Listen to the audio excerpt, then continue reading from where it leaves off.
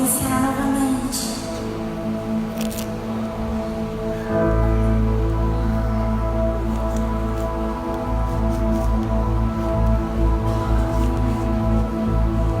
Aleluia, Jesus.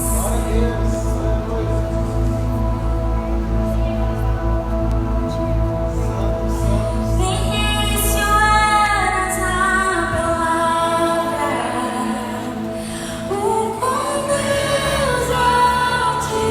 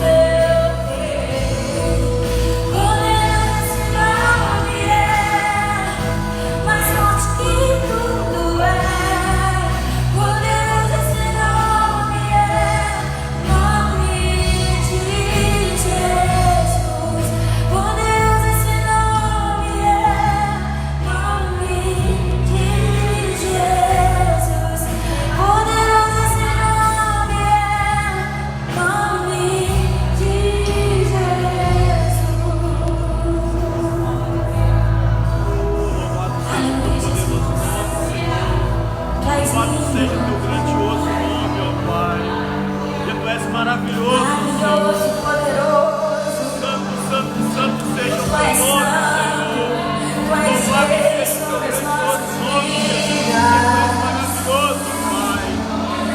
Te exaltamos, te damos honra, te damos glória, com tudo que há em nós, Deus. Receba, receba a nossa adoração, Deus. Exaltar, Senhor, porque tu és maravilhoso, Pai. Oh, santo, santo, santo seja o teu poderoso nome, Senhor. Tu és maravilhoso, Pai.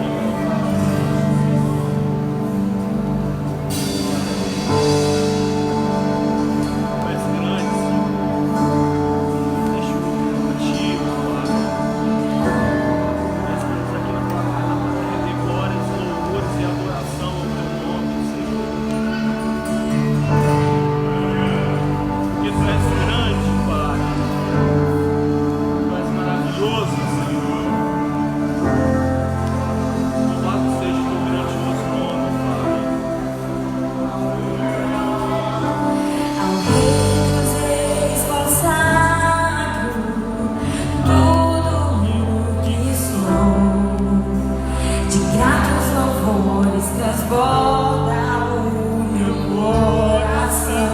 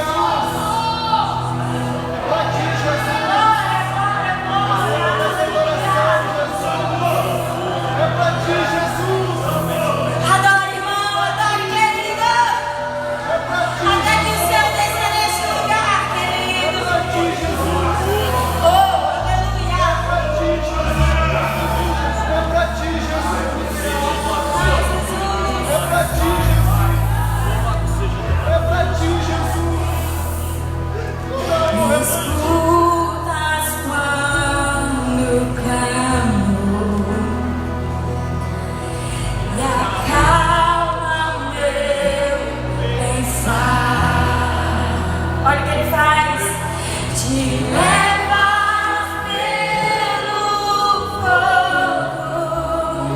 Olha o que ele faz também.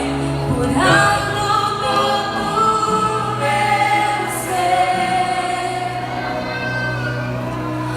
Confio em ti. Somente em ti, Senhor. Confio em ti.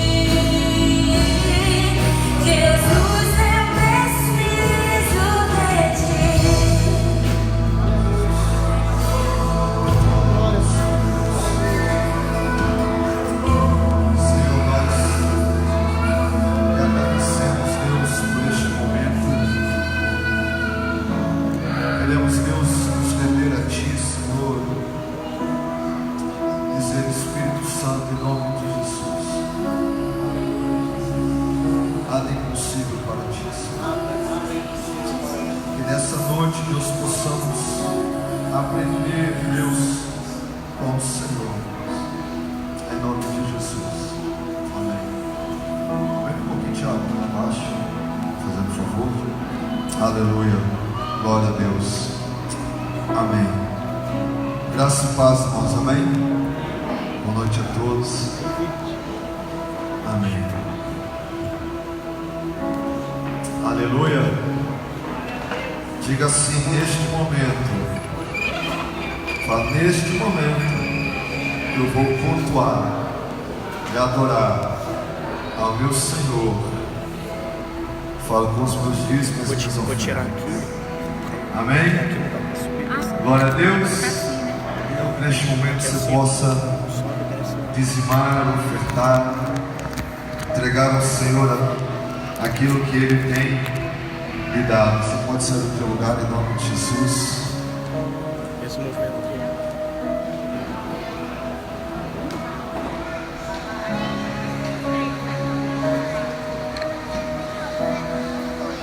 Você precisa de envelope que tem lá atrás. Você tem oferta hoje? Tem. Sai.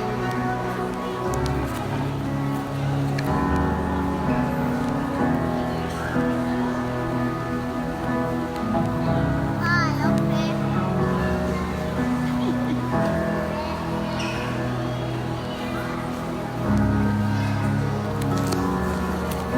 Peraí. Nossa, o bico não cai não. Normalmente cai, né? Isa, tá linda, hein, Isa?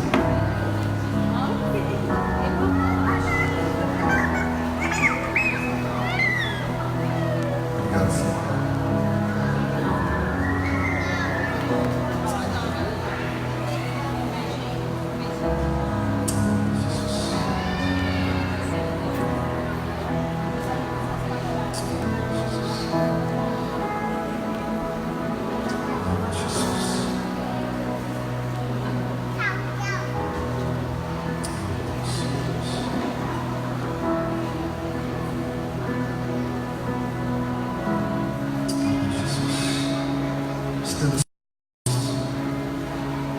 E assim que orarmos, as crianças e os juniores vão poder se passá-las, amém? Senhor, graças te damos por essa noite, Deus, e eu agradeço a Ti pelo Teu Espírito em nosso meio. Obrigado pelo amor, generosidade e fidelidade do Teu povo, Senhor. Deus, em nome de Jesus, que o Senhor assim possa continuar, Deus, conduzindo o coração do Teu povo, e que possamos entender que tudo vem de Ti, que somos somente mãos por mãos, e que Sua, Pai, graça, misericórdia e bondade nos acompanhem, que nunca possamos esquecer dos Teus benefícios e tudo que o Senhor tem feito por nós. A oração que nós fazemos, Deus, em nome de Jesus. Amém. Amém. Amém. Obrigado. Amém. As crianças então e os juniores podem ir. Abra sua Bíblia de Atos, capítulo 27. Nós vamos ler bastante nessa noite. Amém. Aleluia. Glória a Deus. Glória a Deus. Irmãos, nós tivemos final de semana em São Paulo. Foi eu, Theo, Ju, Tiago, Vitor e Ana. Tivemos ali um tempo muito precioso, amém? Jesus Cop, cópias de Jesus, e como foi profundo, como foi tremendo, amém? Dias de glória, dias de muito crescimento, mas muito também testificação do Senhor para nós. Quem esteve ali ouviu, e no final, como nós ficamos felizes de compreender e ver que nós, como igrejas, estamos caminhando diante do que Deus está fazendo na nação. Amém? Deus está fazendo grandes coisas na nação. Aleluia. Eu creio. Deus está levantando uma igreja que entendeu o que é ser igreja. Amém?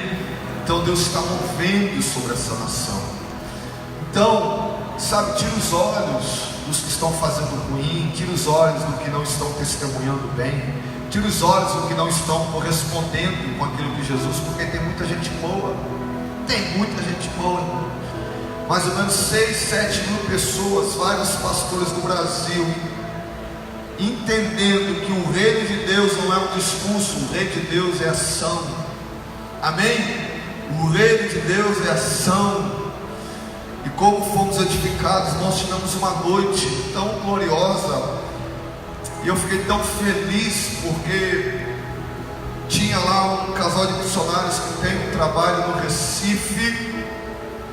E no Recife eles acolhem crianças violentadas, crianças maltratadas, crianças com microfaciléia, é isso? Microcefalia. Enfim, trabalho muito lindo. E naquela noite nós somos desafiados. Eu fico despreocupado, não vou fazer desafio. Claro, você vai falar porque vai fazer, não. Mas eles precisavam comprar uma casa de 600 mil reais para o trabalho, para o reino. E naquela noite, irmãos, que eu estive presente, nós levantamos 600 mil reais. 600 mil reais. Oh, irmão, como eu fiquei radiante. Porque é o corpo, é o reino do Senhor expandido. Amém? Então foi dias muito tremendos. E como eu falei, como fui consolidado, estar aqui junto, Theo, Tiaguinho, Vitor e Ana perderam o voo, estão vindo de ônibus. Mas Deus está no controle de todas as coisas. Nós estamos lá no Congresso sobre Maturidade, o que Deus quer conosco. E de todas as mensagens, e longe de qualquer comparação, porque os homens estão em níveis muito mais acima, mas todas as mensagens, a essência está aí, ajuda. Deus tem falado através desse lugar. E como foi bom, porque nós estamos nos alinhando, irmão, com o céu e o que Deus está fazendo na terra. Amém? Glória a Deus por isso. Abre sua Bíblia no livro de Atos, capítulo 27. E nós vamos escorrer, e tem tudo a ver. E hoje eu fui no voo mais tarde, e aí quando eu acordo, pastor, perdemos o voo. Falei, agora, casal, estamos vendo aqui, vamos ver, vamos fazer a vaquinha, vamos juntar para você de avião, mas era caro. De repente, esse casal belo disse, pastor, não faço nada, porque Deus está no controle de todas as coisas. Nós vamos de ônibus. Nós aprendemos sobre maturidade. Deus quer falar através de nós. E hoje, irmãos, foi tão profundo que quando eu peguei o Uber, e se andar no Uber comigo, você vai ficar um crente forte, porque Jesus não veio. E eu me lembro, quando vindo do hotel para Guarulhos, eu fui tomado de um amor, de uma compaixão, de uma graça tão profunda, que eu comecei a puxar assunto com o motorista Tasson, gravei o nome dele, um cearense flamenguista, bom, sabe para você. Eu fui discorrendo sobre o amor de Jesus com ele, falando da importância da criação, que o homem é a coroa da criação. Eu comecei a falar para ele como Deus o criou, enfim. E depois, no final, chegando, aquele homem se rende ao Senhor Jesus Cristo dentro do carro. E eu falei, eu posso ter uma foto contigo? Eu tirei e mandei para o grupo que nós estávamos viajando. Eu falei, sabe quem é esse?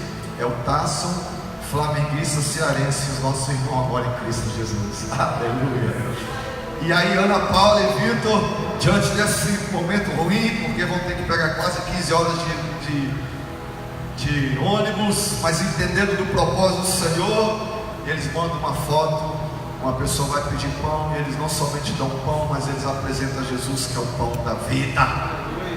Amém? Então, irmão, Deus está no controle, e nós vamos falar um pouco sobre isso nesta noite. Aleluia, glória a Deus. Atos 27, 1.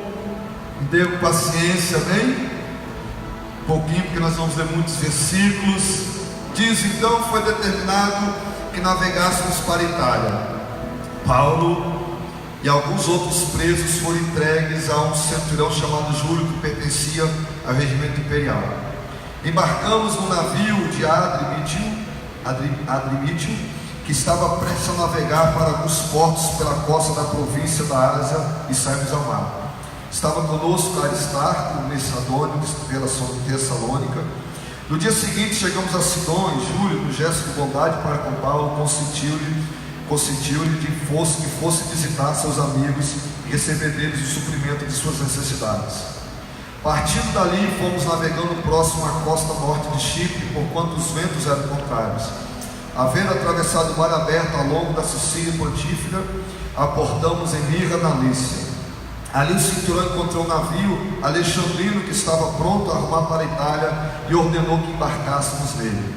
Navegamos lentamente por muitos dias, e foi em meio a muita dificuldade que chegamos a Cnido. Não nos permitindo os ventos prosseguir mais adiante, navegamos ao sul da Creta, defronte de Salmona. Tudo parece dando errado. Fala assim: tudo parece dando errado. Amém? Tudo parecendo dando errado. É assim com o crente. Parece que tudo está fora do teu controle, tudo dando errado, mas o nosso Senhor está conduzindo todas as coisas. Aleluia. E enfrentando mais os ventos, costeanos a ilha até alcançar um lugar chamado Bons Portos, perto do qual ficava a cidade de Laséia. Tendo perdido muito tempo, agora a navegação por aquelas águas tornaram-se demais perigosa. Eis que o dia da expiação já havia passado, e portanto Paulo os advertiu: os senhores antevendo que essa viagem será desastrosa, com avarias e muito prejuízo, não apenas em relação à carga e ao navio, mas também para as nossas próprias vidas. Todavia o centurião, em vez de dar ouvidos à palavra de Paulo, preferiu seguir as sugestões do piloto e do proprietário do navio. Levando em consideração que o porto não era apropriado para passar o inverno, a maioria decidiu que deveríamos seguir navegando com a esperança de alcançar Fenícia e ali passar o inverno. Este era o porto de Creta, e que dava saída para o sudoeste e noroeste.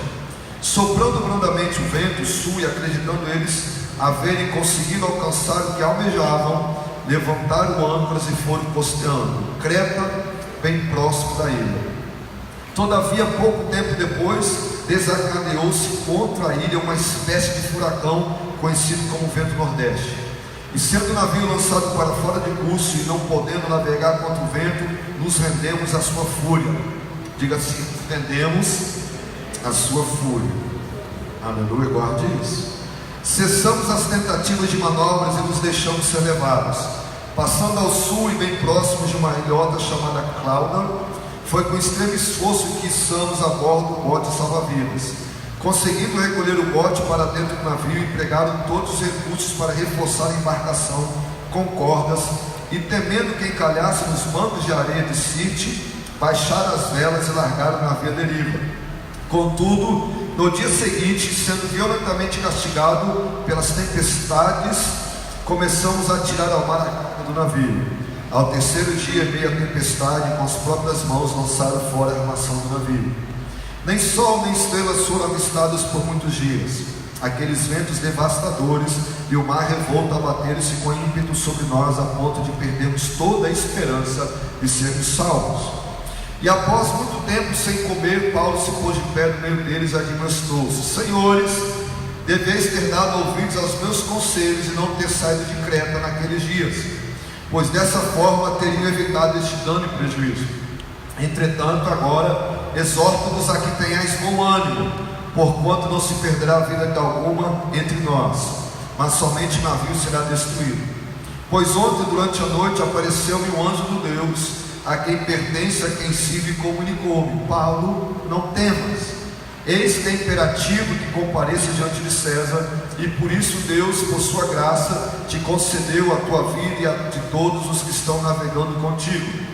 Portanto, senhores, tende coragem, pois confio em Deus que tudo se cumprirá conforme me foi anunciado.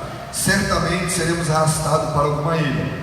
Chegou a 14ª noite de agonia, e continuávamos sendo impelidos pela tempestade no mar Adriático, quando por volta da meia-noite os marinheiros pressentiram que estávamos nos aproximando da terra.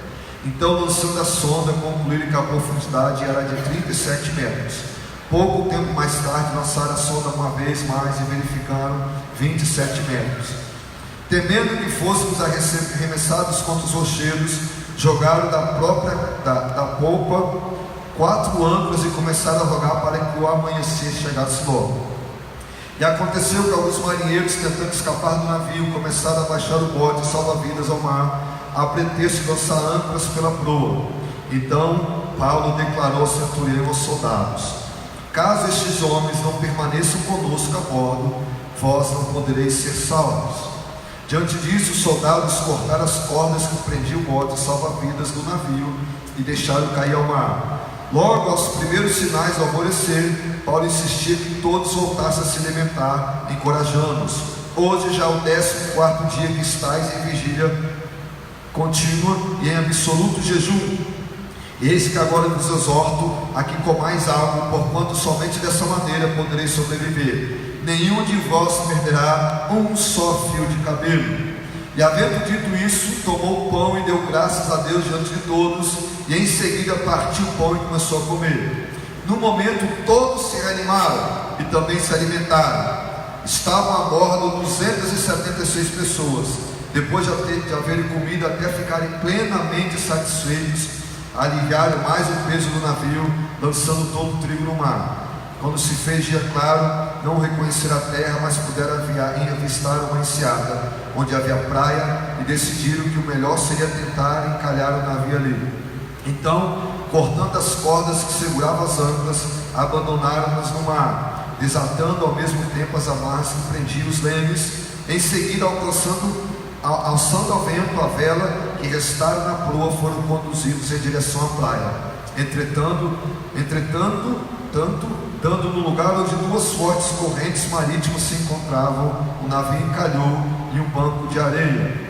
A proa encravou-se e ficou imóvel, e a polpa foi despedaçada pela força constante das ondas. Então os soldados resolveram matar os prisioneiros para impedir que algum deles conseguisse fugir, atirando-se ao mar. Contudo, o centurião, desejando poupar a vida de Paulo, os impediu de executar a sua proposta, e ordenou aos que sabiam se lançassem em primeiro lugar ao mar e rumassem em direção à terra. Os demais deveriam seguir os primeiros e salvar-se com a ajuda das tábuas ou destroços flutuantes do navio.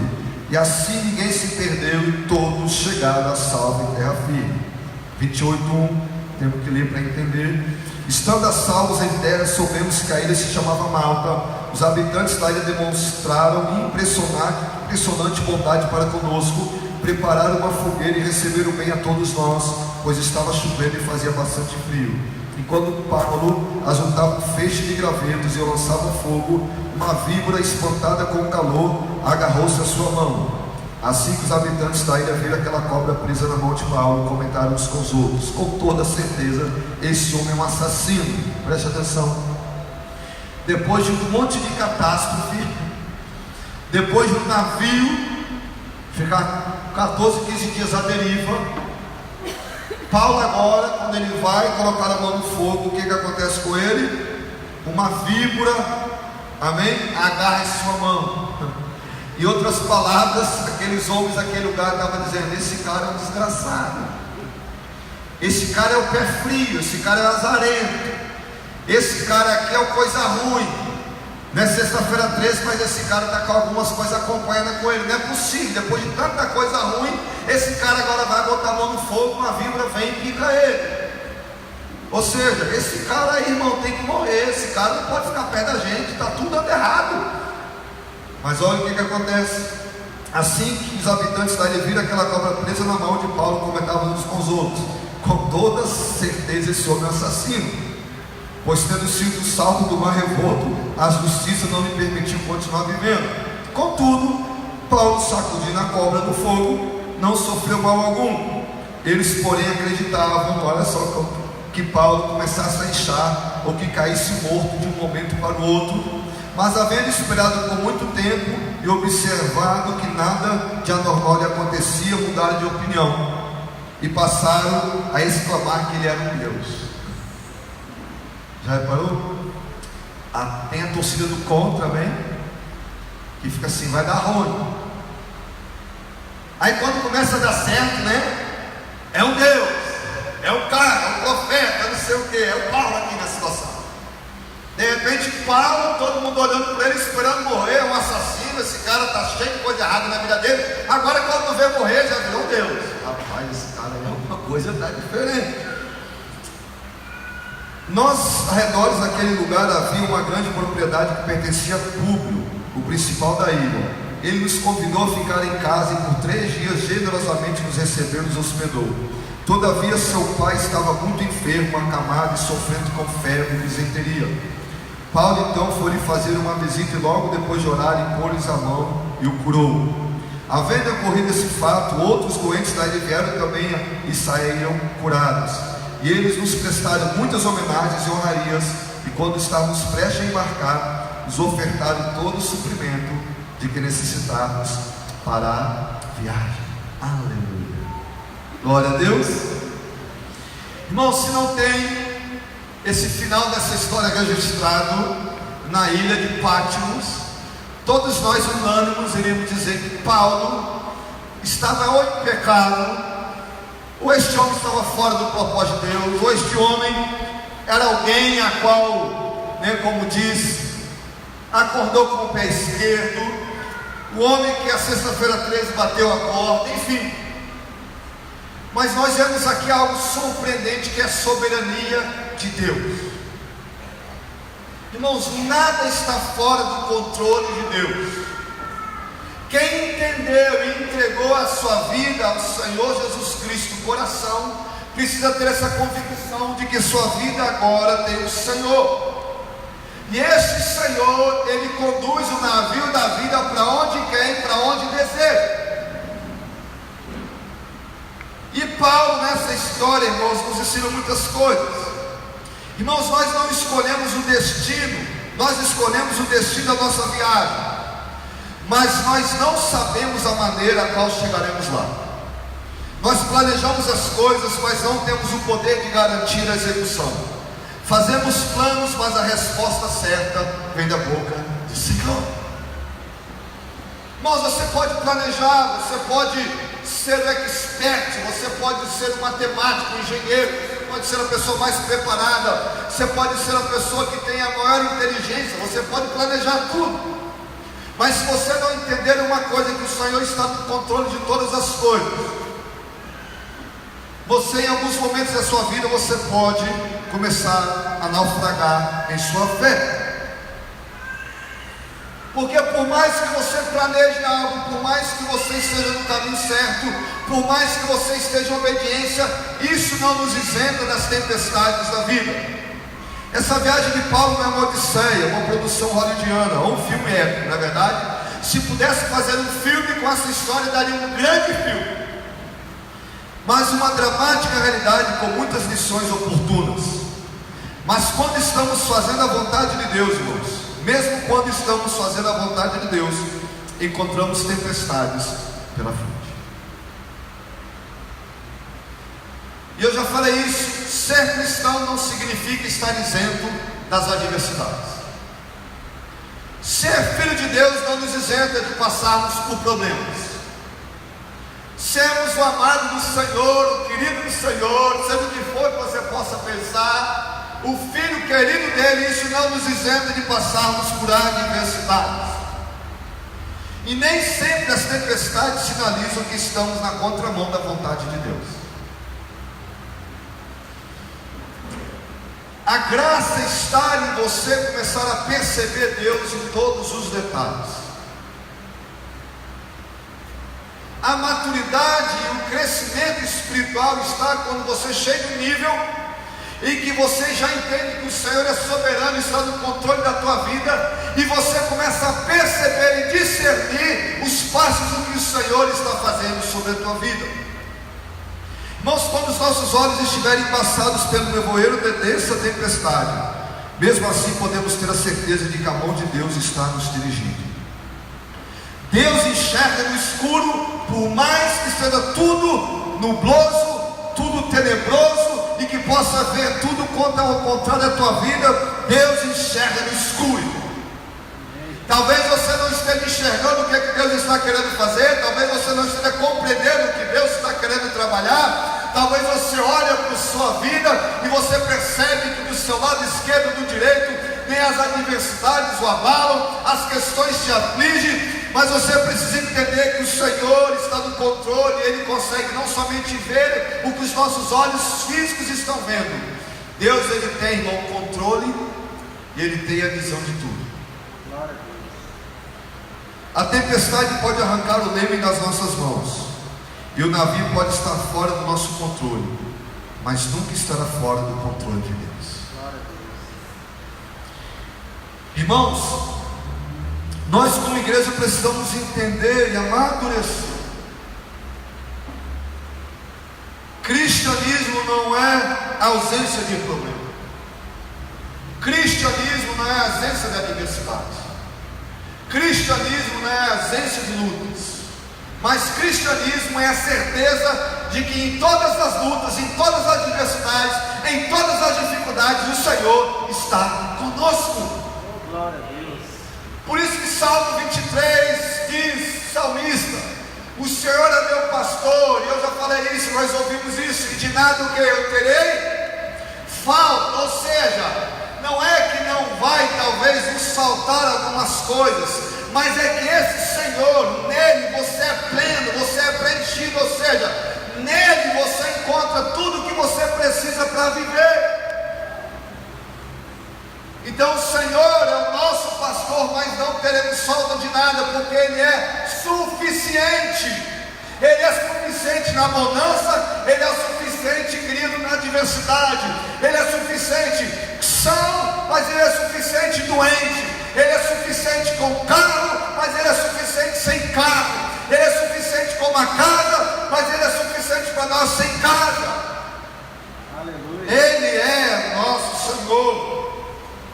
E esse texto nos apresenta 4 verdades importantes. Primeiro, nas tempestades da vida precisamos estar atentos às placas de sinalização de Deus. Nas tempestades da vida você precisa começar a discernir as placas de Deus sobre a sua vida. A princípio a viagem parecia tranquila e segura. O barco era bom, os passageiros estavam em segurança. Mas logo que começaram a viagem, começaram a soprar os ventos contrários. Mas interessante, sabe o que é? É que enquanto todos estavam desesperados, mas tinha um homem que tinha a certeza a qual Deus servia. Um homem chamado Paulo, que apesar de todas as tempestades, Deus começa a dar sinais para ele, de que tudo estava no controle. Por isso ele é capaz de acalmar toda a tripulação e dizer: fiquem tranquilos, que nem um fio de cabelo de vocês há de cair. Ou seja, Paulo é este homem que começa a entender e ver e discernir as placas, as sinalizações de Deus. O anjo aparece para ele e diz: sabe, irmãos, o homem que não tem relacionamento, intimidade com Deus, o homem que não busca o Senhor, o homem que não consegue se render ao Senhor, o homem que não cultiva um relacionamento íntimo com o Senhor, ele fica sem direção para a tua vida. Por isso que às vezes tem muitos cristãos agitados para um lado e para o outro, desesperados para um lado e para o outro, a fé sendo abalada em todo momento. Por quê? Porque não consegue se relacionar para discernir o que Deus está querendo fazer. Deus tinha um plano na vida do Paulo, e Deus precisava levar Paulo para aquela ilha. E somente através daquela tempestade aquele navio poderia chegar, porque se o capitão estivesse no controle do navio, aquele navio não teria chegado na ilha. Sabe qual é o problema aqui, irmão? Enquanto você tentar dirigir a tua vida, enquanto você tentar controlar a tua vida e não se render a Jesus, você não vai chegar no destino que Ele quer. Enquanto você não entregar o leme da sua vida, o barco da sua vida, irmão, você vai se cansar, você vai fazer muita força, porque numa tempestade, para você, querido, guiar o navio, você tem que ter muita força, você se desgasta, mas você não se rende. E tem muito cristão, irmão, muito cristão, que o tempo todo está lutando contra a vontade do Senhor e não se rende. E porque ele não se rende, está se cansando. Segunda coisa que acontece aqui é que chegou o ponto de que Paulo, querido, estava dizendo: vejo que essa viagem será trabalhosa, com dano e prejuízo, não somente da carga do navio, mas também para a nossa própria vida, porque eles precisavam ficar algum tempo. Presta atenção, quando nós não entendemos os sinais do Senhor, quando nós não discernimos o que Deus está fazendo, querido, nós iremos sofrer danos, mas pelas nossas próprias escolhas. Tem muita gente tentando remar no barco que Jesus já pediu para você parar de remar. Tem muita gente querendo conduzir um navio que Deus já te falou que aquela não é a sua direção, não foi o que Ele te chamou. Tem muita gente querendo conduzir um navio que Deus já te falou: essa rota vai ser desastrosa, essa rota vai ser problema. Então tem muita gente, querido, hoje não experimentando o que Deus tem, porque não está discernindo o que Deus quer trabalhar. E uma coisa acontece, irmão, é que quando este navio, e você pode perceber, irmãos, que na nossa caminhada é assim, este navio, de repente, ele aparenta uma segurança. Logo que zarparam de Creta, perceberam que soprava um vento brando e o mar estava tranquilo. O vento brando faz muita gente confundir a vontade de Deus. Olha que interessante. Este vento estava brando, estava tudo o quê? Normal. E eles acharam o quê? Em outras palavras, todo mundo, porque eles diziam isso: olha, o vento está favorável. Ou seja, está tudo dando certo. Ou seja, entramos na vontade de Deus. Ou seja, vamos conduzir. Tem gente que acontece isso.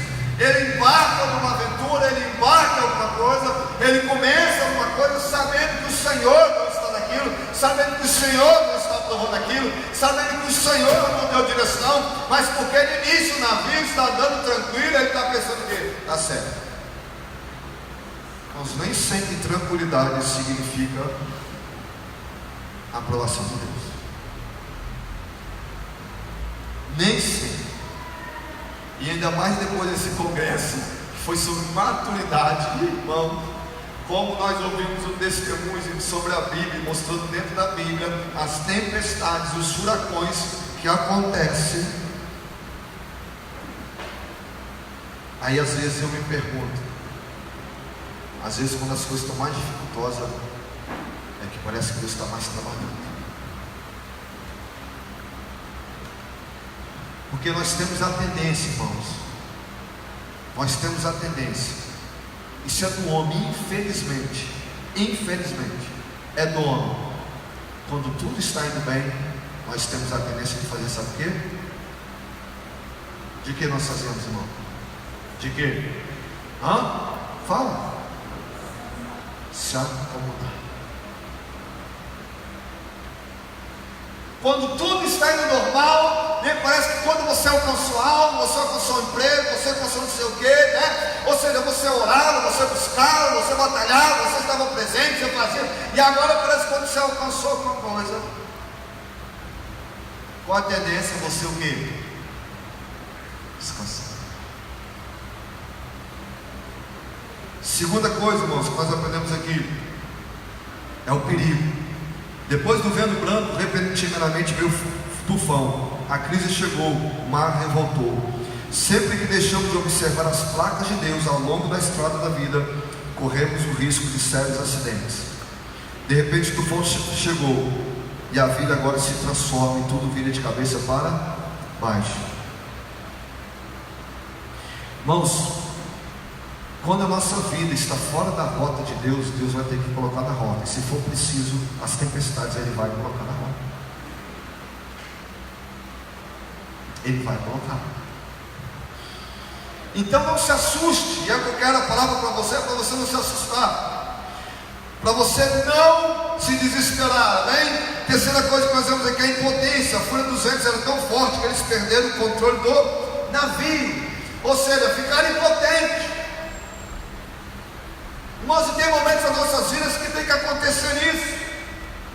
Sabe, quando você perde totalmente o controle, quando você percebe que já não está no controle da tua mão, que você já não tem nem mais condições, não tem mais recursos, não tem mais nada. Quando agora parece que tudo fugiu do controle, fica tranquilo que agora Deus começa a dirigir e a começar a conduzir a tua vida. Porque, como eu disse, quando você tentar dirigir a tua vida, conduzir a tua vida, e principalmente fora dos trilhos do Senhor,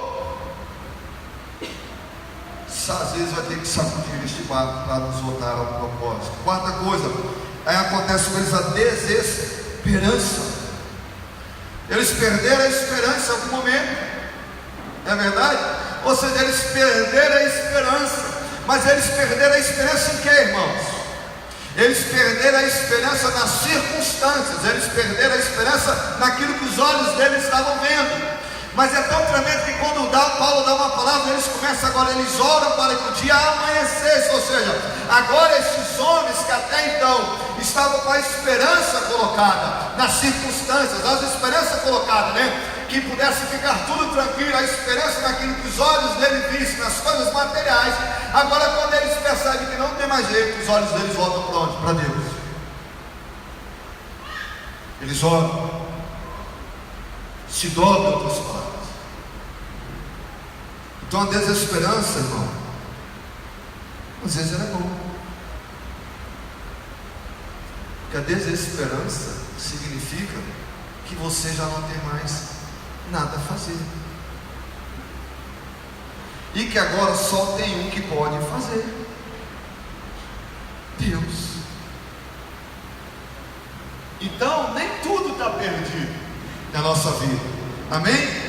Mas nós vemos aqui também: olhe para Deus e não para circunstâncias. Olhe para Deus e não para circunstâncias. Paulo não perdeu sua esperança. Paulo procurou uma alternativa para mudar a crise. Paulo não teve medo, estava tomado de fé e encorajou seus companheiros de viagem a ter bom ânimo. Quando você estiver, querido, na sua noite mais escura, pensando que está sozinho, Deus estará com você, pois Ele é o Deus Emanuel, Deus conosco, bem presente na tribulação. Sua palavra, irmão, levou aqueles homens a orar para que rompesse um dia. Quando o homem trabalha, essa frase eu creio que deva ser do Hernando Dias Lopes, que eu já ouvi ele falar, mas se não for dele, amém, fica para ele, amém, mas não é minha, né? Quando o homem trabalha, mas quando o homem ora, Deus trabalha.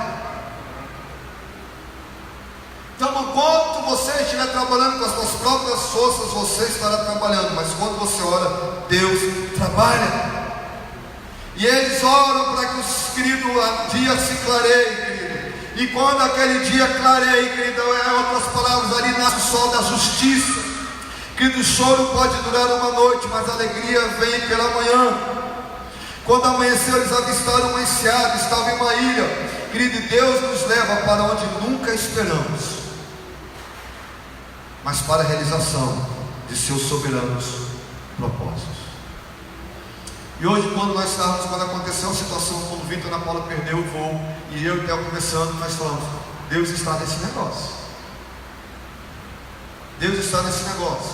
E nós, como bons cristãos, como bons irmãos, a gente vendo, vamos fazer, o que a gente pode fazer, a gente junta aí, a gente ajuda na passagem. Mas até então, de repente, Vitor e Ana Paula diz: olha, não, Deus tem algo com isso. Nós entendemos que Deus quer trabalhar em alguma coisa através disso. Querido, era necessário passar pela tempestade. Ali Deus começou um novo projeto na vida de Paulo, amém? Ou seja, ali começa um novo projeto na vida de Paulo. Querido, tem momentos na tua vida que talvez você vai precisar perder coisas para que Deus possa te acrescentar o que Ele tem para você. E quando estávamos ontem numa mensagem, Deus me levou a algo a mais sobre a passagem do jovem rico. E a Bíblia diz que aquele jovem rico, ele chega até Jesus e pergunta: o que eu preciso fazer para herdar a vida eterna? Quantos conhecem esse texto? Quantos conhecem? A vida eterna, que Jesus diz: olha, obedece os mandamentos. E ele disse: eu obedeço. Ele: quais? Ele começa a narrar quais, ele obedece. E a Bíblia diz que Jesus olhou para ele e o amou. E Jesus o amou. E o que é que Jesus faz? O que é que Jesus faz? Jesus faz o que, irmão? Pede ele o quê? Faz o quê? Vai e... lembra? Vai e faz o quê? Vende o quê? Tudo que tem. Sabe por quê, irmão?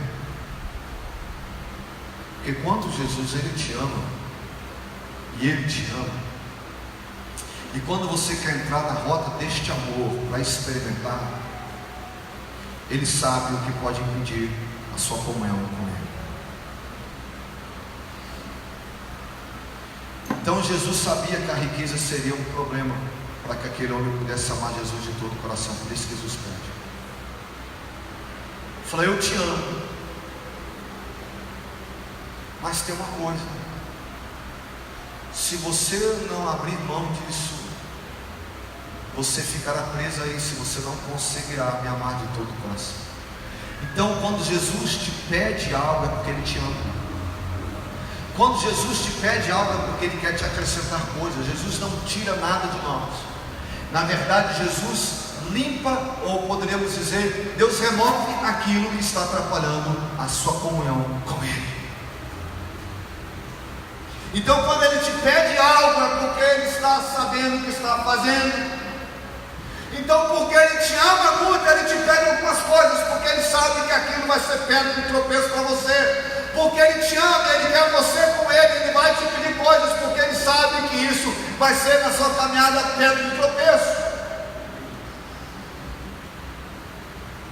Então, quando Ele te pede, não é porque Ele é um Deus ruim, é porque Ele te ama muito. E porque Ele te ama muito, Ele sabe que o que você está tão agarrado, você está tão amando isso, Ele sabe que isso vai ser um problema na tua caminhada cristã.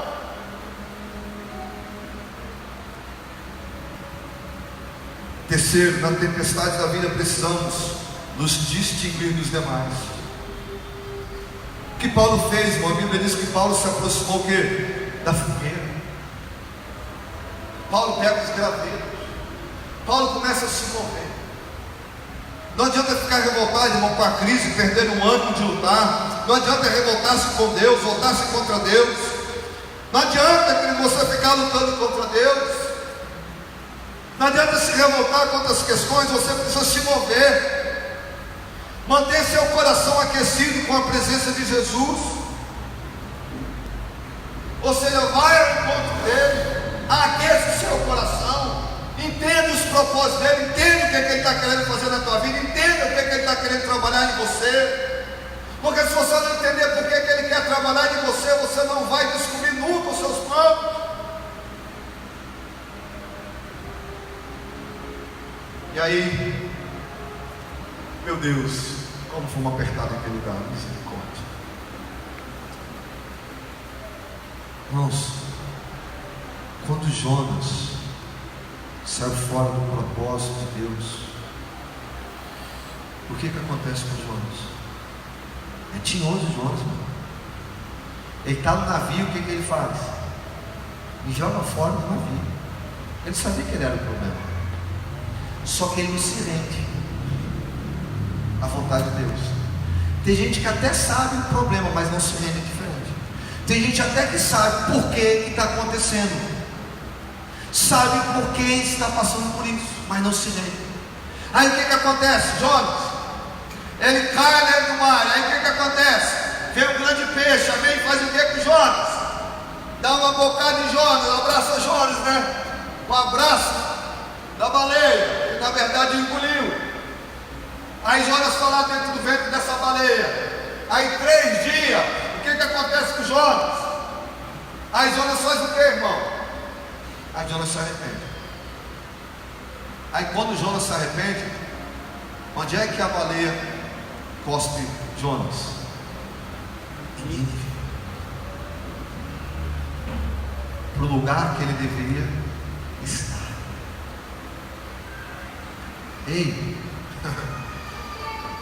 se você fugir do que Deus está querendo fazer, se você correr do que Deus está querendo fazer, não adianta.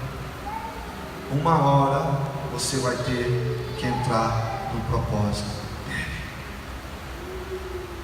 E enquanto você não entrar no propósito dele, irmão, você vai cair na água, você vai para dentro do peixe, você vai voltar para a água, você vai para o navio novamente, você vai para o porão, você vai para tudo quanto é lugar.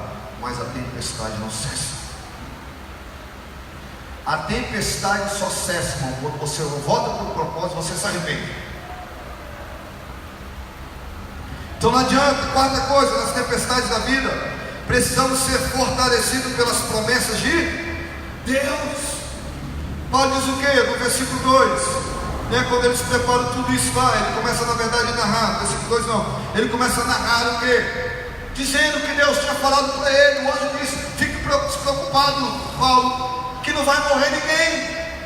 Então Paulo ouviu aquela palavra e Paulo fez o que? Paulo velou por aquela palavra, Paulo guardou aquela palavra no coração. E agora você imagina o navio tudo dando errado.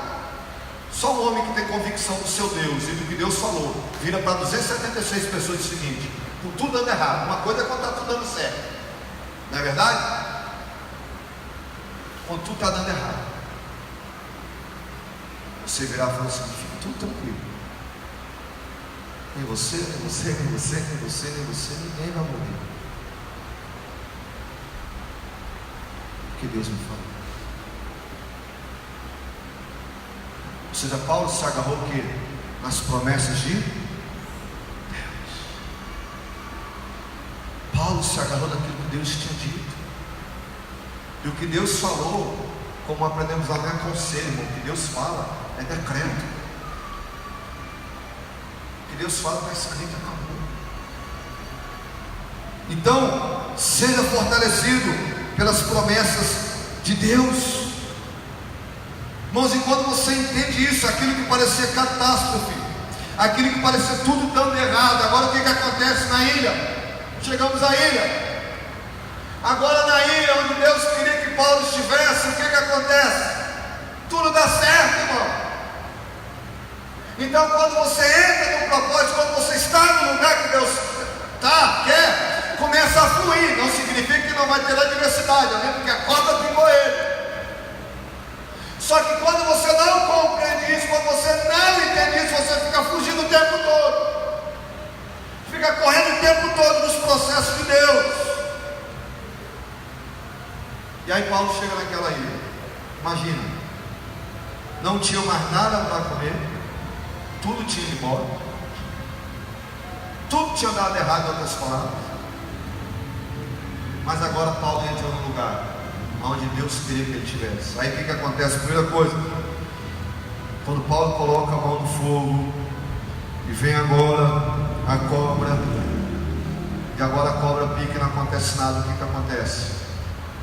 Aquela cidade começa a olhar para Paulo com olhos diferentes. Porque agora aquelas pessoas começam a perceber que existia um Deus sobre a vida do Paulo. Outra coisa que acontece, irmãos, é que agora, quando acontece tudo aquilo, Paulo vai lá agora orar, pelo pai do público que estava muito doente. O que acontece? Aquele homem é curado. E depois desse homem ser curado, o que acontece? Toda a ilha vem agora até ele, e todos os enfermos são curados. E não agora somente isso, agora eles prestam muitas honras e honrarias a Paulo, quando estava prestes a embarcar, ou seja, e ainda oferece todo o suprimento necessário. Sabe o que eu aprendo aqui, irmão? A ilha de Malta não era um acidente, mas um propósito na agenda de Deus. Tem coisa na tua vida que talvez você esteja achando que é um acidente, mas eu quero te falar que é um propósito na agenda de Deus. Não foi a tempestade que levou Paulo a Malta, mas a própria providência de Deus. Então, tem coisas que vai ser a própria mão de Deus que vai te levar para que você possa começar a ver e a começar a ter experiências que você ainda não teve. Quando você vir as coisas surgindo no controle de sua vida, viva, sabe que a mão de Deus está conduzindo o barco de sua vida para que você cumpra os propósitos mais elevados dele. Quando você olhar para o cenário da vida e só enxergar escuridão e não ver mais luz no céu, nem o brilho das estrelas, saiba, como eu disse, que Deus enxerga no escuro e Ele está dirigindo você para o centro da sua soberana vontade. Um milagre de Deus está a caminho da sua vida, na sua direção. E o que é dificuldade para você é oportunidade para Deus. O que é dificuldade para você é oportunidade para Deus. Diga assim: o que é dificuldade para mim é oportunidade para Deus.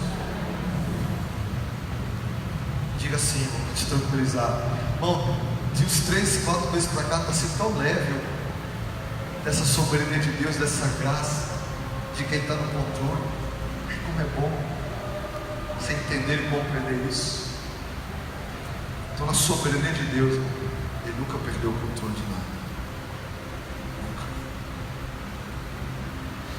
Por mais que você não esteja entendendo o que está acontecendo, a Bíblia diz que aquele que começou a boa obra há de terminar. Os processos de Deus é para nos levar ao crescimento, amadurecimento e conhecermos a Ele de uma maneira diferente. É por isso que quando eu entro, irmão, em Uber, essas coisas, eu não penso numa coincidência, eu não penso que foi um cruzar de caminhos. Eu entendo que aquele momento, porque se a minha vida pertence a Ele, se eu pertenço a Ele, eu entendo, eu compreendo, eu coloquei no meu coração que eu não estou à toa. Alguns eu oro, outros eu evangelizo, outros eu prego, outros eu faço apelo, mas eu entendo, por quê? Porque Ele é soberano. Então eu poderia pegar tantos Ubers que fosse, Deus colocou aquele, então se Deus colocou aquele, deu um problema, e se aquele homem quebrasse no meio do caminho, Deus estava no controle da mesma coisa. E se você perder, você viu como perderam? Deus está no controle de todas as coisas e Ele quer fazer algo. Então Deus está. Então o que é dificuldade para você, irmão, é oportunidade para Deus. Mas para isso, você precisa confiar em Deus. Você precisa buscar uma palavra de Deus para a tua vida, Paulo tinha. Você precisa crer na soberania de Deus. Você precisa entregar o leme, o remo, a direção do barco da tua vida. Você precisa se render. Não é por que Deus, é para quê? O que o Senhor quer me ensinar diante de tudo isso? O que o Senhor quer me ensinar? Como eu contei esse ano, eu vou repetir quando cai dali de cima. Perto do meu pai, eu fiquei perguntando para ele, por que eu? Mas o que o Senhor quer me falar? O que o Senhor quer me ensinar? Se a minha vida pertence a Ti, eu preciso aprender algo com isso. Então, o barco da sua vida, ela só estará segura, se estiver no controle de Deus. Deixa eu te falar uma coisa. Você pode estar no navio mais tranquilo, no navio mais seguro, mas se você estiver fora do propósito de Deus, e sem entender o propósito de Deus, você não chega no destino. Mas você pode estar no navio mais tempestuoso da vida. Você pode estar no barco que mais balança, o barco com a menor segurança, mas se Deus estiver no controle de todas as coisas, esse barco chega no lugar. Nem que ele chega na beira da praia todo destruído, mas você vai chegar no propósito de Deus.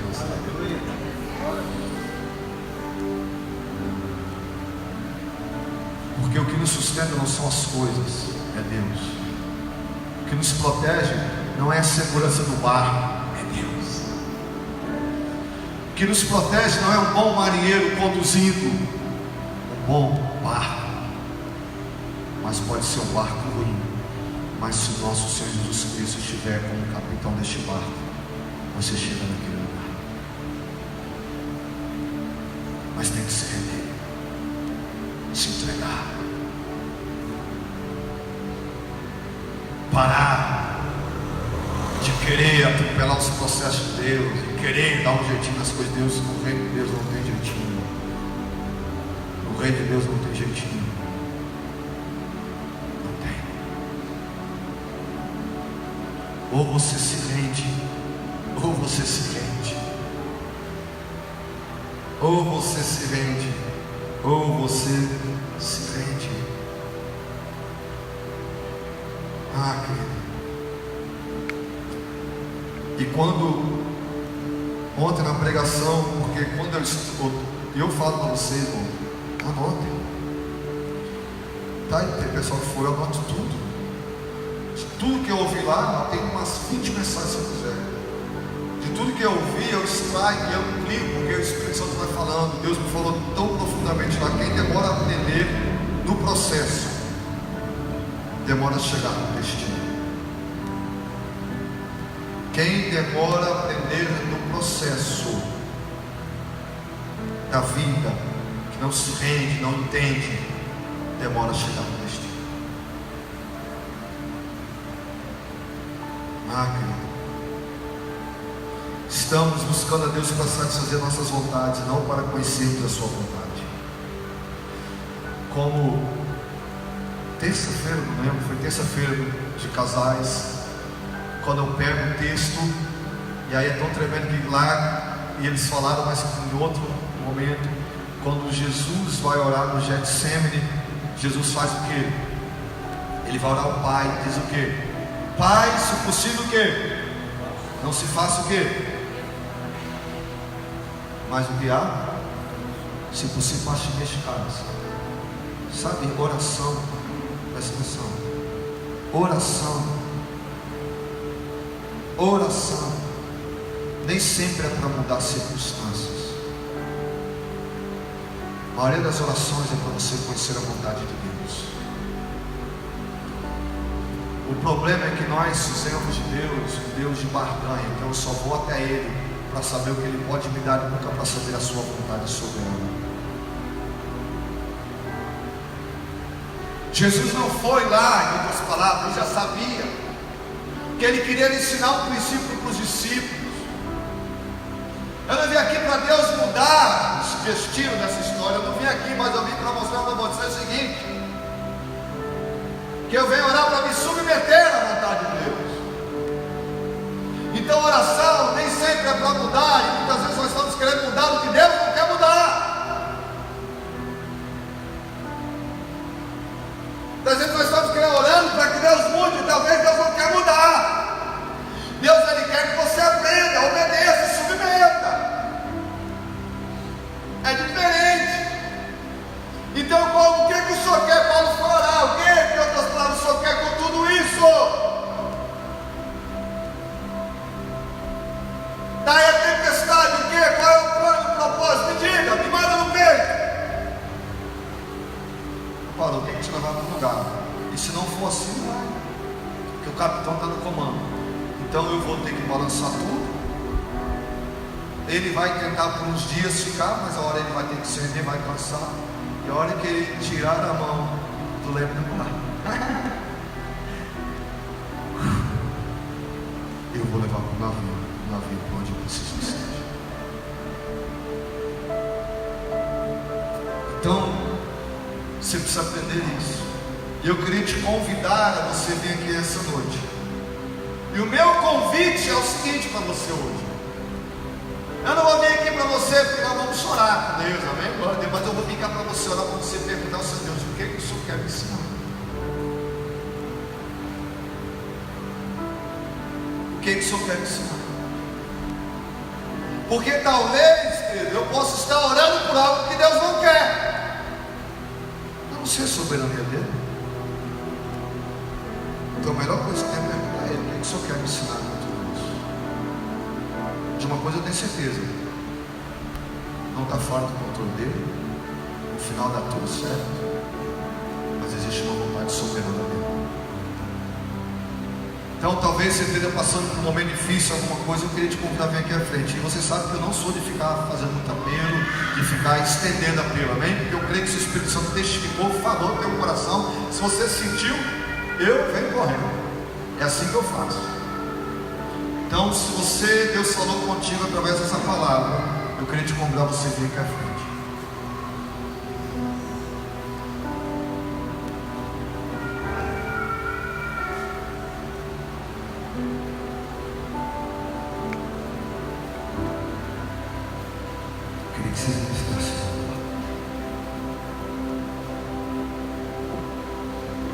Só que eu quero te levar a um nível de maturidade.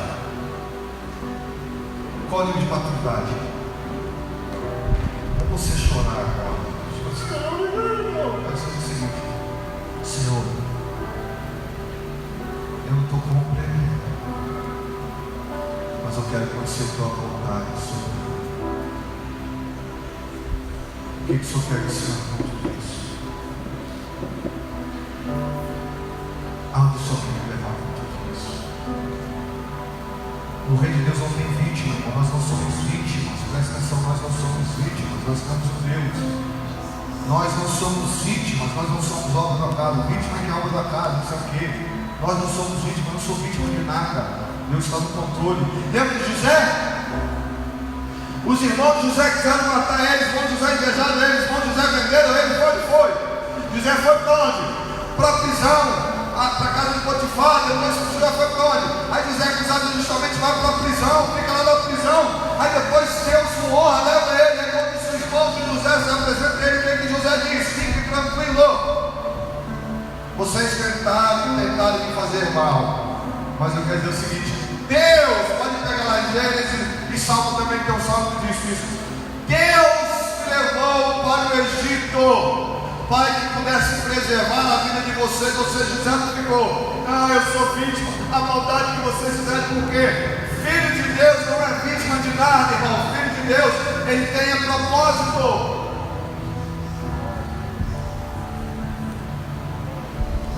Não foi que José ficou: ah, meu Deus, olha vocês me maltrataram, vocês me venderam como escravo. Aí ela estava num lugar tão bom. Aí a esposa de Potifar me acusou que eu estuprei. Aí eu volto para a prisão. Não, José disse o seguinte: aí, fique tranquilo com os irmãos, quando os irmãos se revelaram para ele. Quando José se revelou para os irmãos, fique tranquilo. Porque não foi nem que você se enviou para lá, mas a mão de Deus se levou para o Egito. Amém. Então você pergunta a Deus o que o Senhor quer me ensinar nessa noite. Eu não estou dizendo, irmão, que é fácil. Eu não estou dizendo que não dói. Eu não estou dizendo que não é angustiante. Eu não estou dizendo isso. Eu estou querendo dizer que levar você ao nível mais acima. Um nível mais acima de entender esse propósito de Deus, de entender a soberana vontade de Deus e se render a Ele.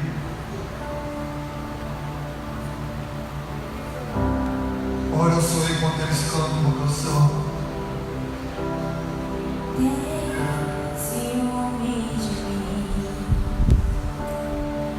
o seu amor é como um dragão. Se quiser cantar, orar, mas se rende a igreja que está lá, cante junto.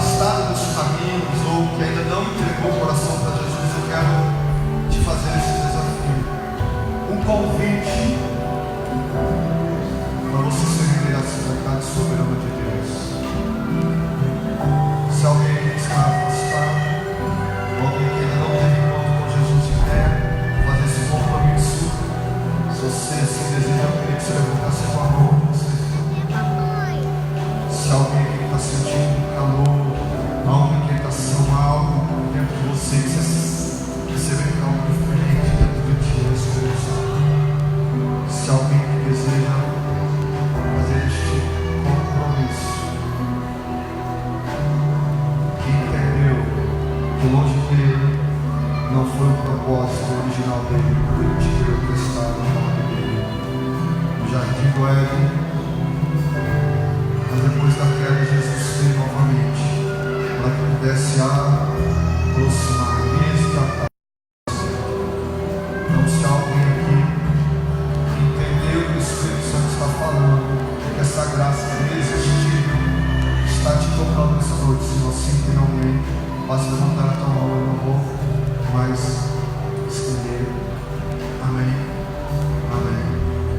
Podem voltar para os seus lugares, em nome de Jesus. Eu tenho alguns avisos para dar rapidamente. Amanhã, pela manhã, nós temos um café com fé. Amém? Apaga essa luz aqui para mim, ó, só essa aqui que nós vamos passar um vídeo rapidinho, só